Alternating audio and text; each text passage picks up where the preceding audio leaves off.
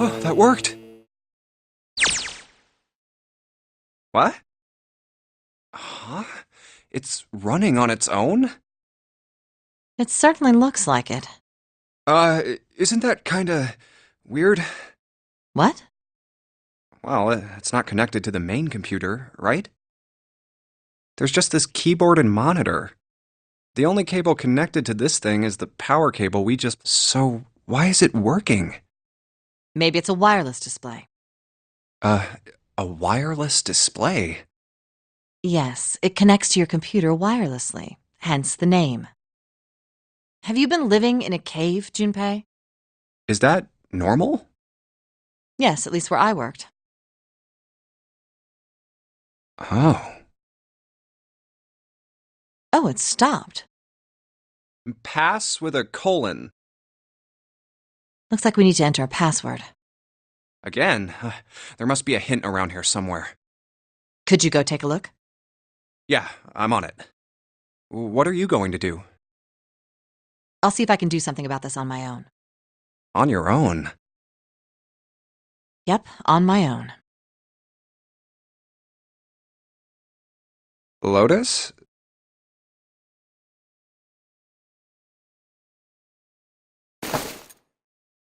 All right. Let's kick some ass. Wait, what? Didn't expect that, did you? Of course I didn't! You're typing so fast, I can't even see your fingers. What kind of job do you have? What are you? I'm unemployed at the moment. I used to work for a cybersecurity firm, but I quit. Why? Huh? Oh, it was just something. I see. Hmm. What are you doing now? I'm going to try and brute force it. Brute what? A brute force attack is... Well, the short version is that I just attack the thing head on. The long version? A brute force attack is one of the simplest ways to break a cipher. It checks every possible combination until it finds the right one. For a complex cipher, it can take a very long time. I'm writing a program that would run an attack like that on its own. It's not the most elegant solution, certainly. But given the circumstances, there isn't much else I can do. Oh, but back to what we were talking about earlier. What were we talking about? The wireless display? It's kind of strange if you think about it, isn't it?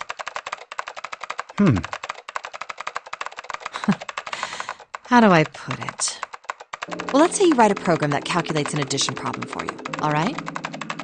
So you enter 1 plus 1. The screen will show you 2. See? Isn't that strange? No, not really. Oh, come on now. Of course a caveman like you would think it was strange. You said so just a minute ago. You're just not getting it, are you? Who calculated 1 plus 1? The main computer, right? You said it connected to the monitor wirelessly. Yeah, but someone who grew up in a cave wouldn't know that, right? They'd probably think that this thing here, the monitor, is doing the calculating. And once they've decided that, they'll start examining this monitor. They might poke the screen or something. Ah, I see the color changes when I press it here. Then they might investigate the hardware on the inside. Oh, I see. So this wire supplies the power. Eventually, they might even cut the wires. Ah, yes. Just as I expected. When this wire is cut, no results appear. Therefore, it must be this device which does the calculations. Oh.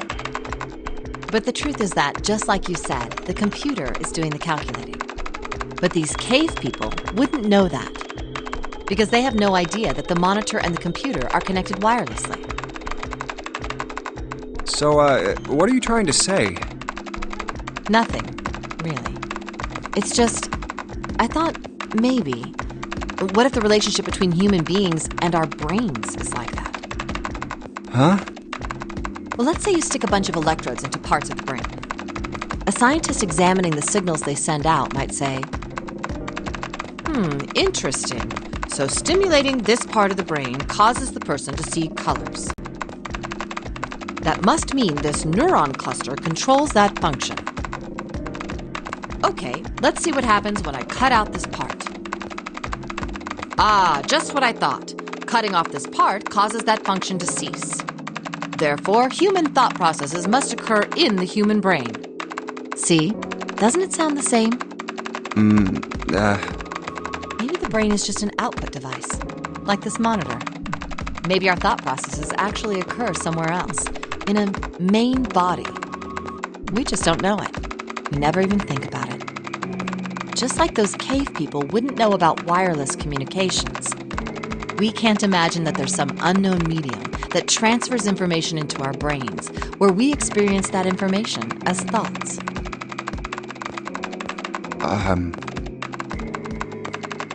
The brain is just an output device. Human thought actually occurs somewhere else? That's just crazy talk. Maybe that's the cause of Seven's amnesia. If memory is actually stored somewhere else, in some sort of main body somewhere, maybe he hasn't forgotten anything at all. He's just having a difficult time accessing his memories because the monitor, his brain, has been damaged. Huh. I suppose that would explain aphasia and blindsight, too. Perhaps they actually can't speak or see. The monitor just isn't functioning properly. I guess people with prosopagnosia could be suffering from the same thing. Wait a minute.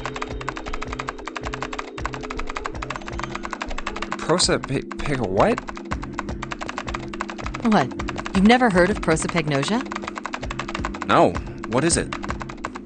Well, put simply, it means a condition where the mind can't distinguish between human faces. In other words, my face would look the same as Clover's or even yours.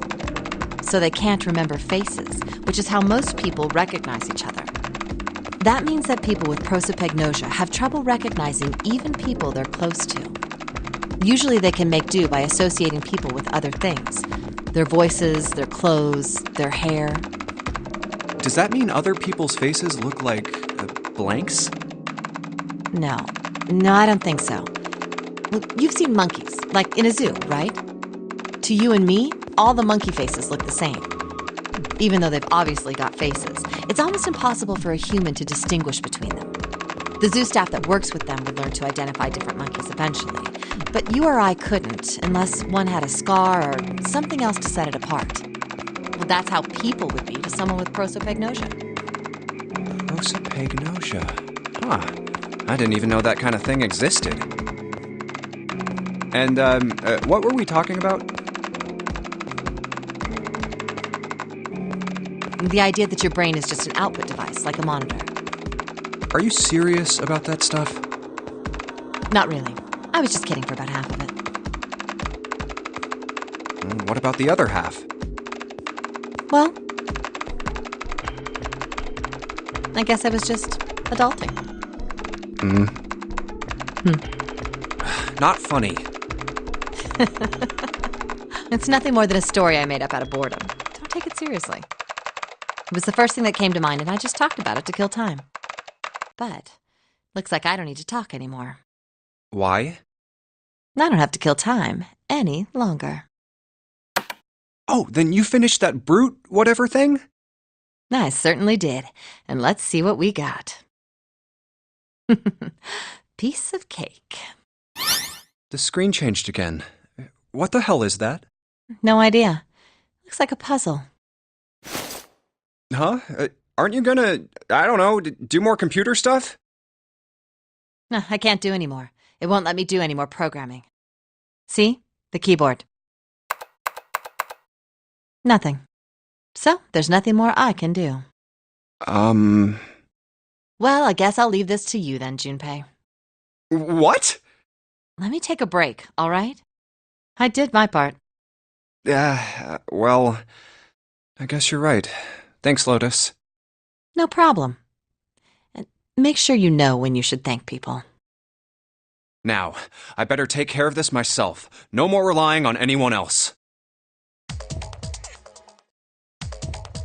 Hey, Junpei, do you have a minute? What's up? I wanted to ask you something. Hmm? Junpei, you went into door 5 with my brother, right? Did you hear him say, like, anything weird? Huh? Well, let me think. Sorry, Clover. I can't really think of anything. I mean, he did mention that his hearing exceeds that of a regular person, or something like that, but that's about it. Okay. Hey, wait a minute. Hmm? Look, I don't know if I should ask you things, but if you don't mind, I was hoping you could tell me if, is Snake, was he born? You're talking about his eyes? Yeah. No, he wasn't born blind. When he was a kid, he got in an accident. A really bad car accident. He couldn't see after that. And his arm. His arm? Yeah. My brother's left arm is, it's not like a normal person's arm. It's fake. It's not a real arm. The accident hurt him really bad. To save him, they had to cut off his arm. Oh. Is that all you wanted to ask me? Look, I'm sorry for making you talk about all that painful stuff. It's not that.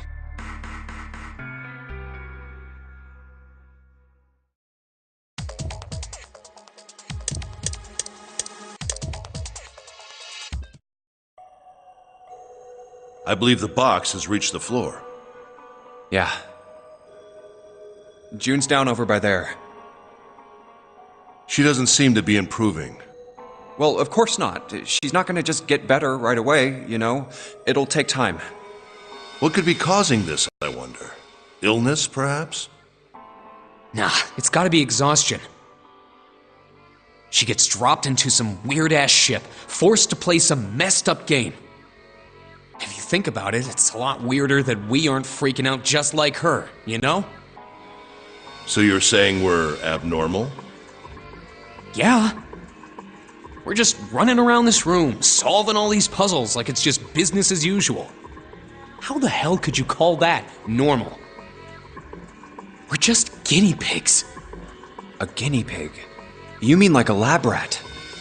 You mean we're being used for some sort of experiment? Is that what you're saying? Dunno. But it does seem like a possibility, you know?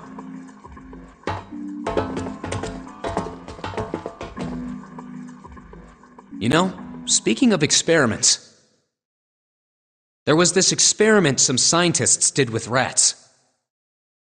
First, they took a squarish C-shaped tank and filled it with enough water that the rats could drown in it. The tank has 2 exits. Just to make it easy, we'll call one A and the other B. Exit A is pitch black, so dark even a rat can't see anything. But exit B is electrified, which means the rat can't leave through it. So, what would a rat do if it was put in this situation? Which exit would the rat choose? B, of course. The rat has no way of knowing that exit B is electrified. Exactly. The rat goes to exit B. Of course, like I said, it's electrified, which means the rat can't get out that way. So, after a lot of trial and error, the rat finally finds exit A. I can't say that's very interesting or relevant. It's simply the story of a laboratory experiment. You're right. It isn't very interesting. Yet. See, these scientists repeated this experiment over and over, using hundreds of different rats over several generations. This produced some surprising results. With each generation, the rats took less time to find the correct exit. Eventually, a rat was put in the tank who instantly chose exit A without even attempting to go to exit B. But that wasn't the most impressive part. The same experiment was conducted in another laboratory, far from the original one, with the same results. No, on second thought, the results weren't really the same. The rats in this second experiment began the trials with significantly faster times than the first rats in the initial one. These rats weren't related to the others and had never even come in contact with them. And yet, they all easily found their way to Exit A as though they already knew. What did it mean? Are you suggesting something like telepathy? They were passing information to one another through some undetectable medium? How the hell would I know? I'm not any kind of scientist. I don't know what made him do that. But I do know that story's true. And if you've got another explanation, I'd sure love to hear it. Come on, let's get going. There's still a lot here we haven't checked out. And we gotta get the hell out of here before June passes out. Hey, wait. There's something I want to ask you. What? Why did they use that tank for the experiment? Huh? Well, I mean, it seems like you could conduct the same experiment without the water. They could have just used a dry box, you know? If they needed to motivate the rats to escape, they could have, I don't know, put some bait by exit B or something. I mean, do they really have to make it so the rats can drown? You know, the word emergency comes from the same root as the word emerge. You ever think about that? Huh? Well, an emergency is something urgent, often something dangerous. And to emerge means to sort of come out, or appear, or rise out of something else. So what's going to emerge in an emergency? Inspiration. Inspiration? Yeah. Think about it. When the chips are down, either you crack or your mind focuses and pulls up what you need. So in an emergency, your real potential emerges. Is that what you're saying? Yeah. That's why the rats had to drown. They had to be in danger. There had to be an emergency for inspiration to emerge. Oh.